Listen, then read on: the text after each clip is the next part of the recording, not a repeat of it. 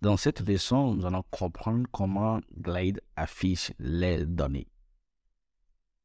Lorsque vous importez votre source de données pour la première fois, ce que fait Glide, c'est de créer une application de base comme point de départ pour vous.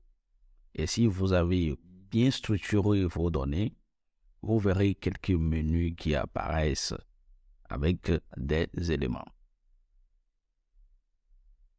C'est comme vous pouvez voir dans le menu et nous avons des éléments qui sont déjà préétablis. Si vous cliquez sur l'un de ces éléments qui sont ici, qu'est-ce qui va se passer? Vous verrez plus de données sur cet élément. Au début, ça peut être difficile pour vous de comprendre le lien qu'il y a entre les données que vous avez et l'interface utilisateur qui vous est affichée sur l'appareil. Alors, voyons plus clair. Je vais me retourner à la base de données et nous allons voir qu'il y a ici 3 tableaux ou tables si vous souhaitez. Ce qui se passe dans Glide, c'est que les tableaux deviennent des menus. Retournons au niveau de l'appareil, vous allez voir ici nous avons 2 menus. Et ces 2 menus proviennent d'ici et ces 2 tableaux. Donc je reprends, les tableaux que vous avez dans votre base de données deviennent en fait des menus dans l'application. Et si je prends un tableau comme celui-là, le tableau est constitué bien sûr des colonnes et des lignes. L'ensemble des lignes se transforme en des éléments de liste, comme on peut voir ici. Oui.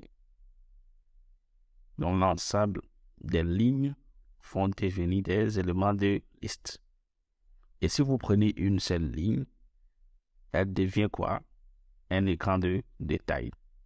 Par exemple, lorsque je vais cliquer sur cet élément, nous aurons des détails. C'est vrai que l'application n'a pas assez de données pour que nous ayons plus d'informations.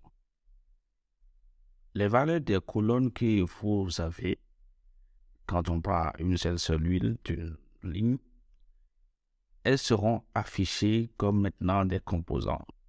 C'est ça qui sont là. Je vais retourner au niveau de la base des données. Je prends par exemple cette personne. Il y a un nom, il y a une image, une adresse email et une entreprise. Donc vous voyez. Et si je retourne au niveau de l'application, ce sont ces informations qui sont là.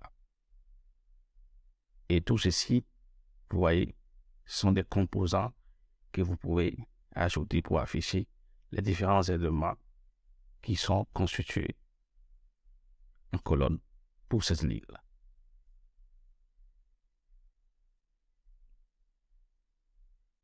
De toute façon, avec le temps et les leçons qui vont venir, vous allez comprendre plus en détail tout ceci, puisque chaque leçon va aborder comment est-ce que les tableaux ou les tables de votre base de données deviennent des menus, comment est-ce que l'ensemble des lignes devient des listes d'éléments et comment est-ce que chaque ligne prise individuellement devient en fait un écran de détail d'un élément.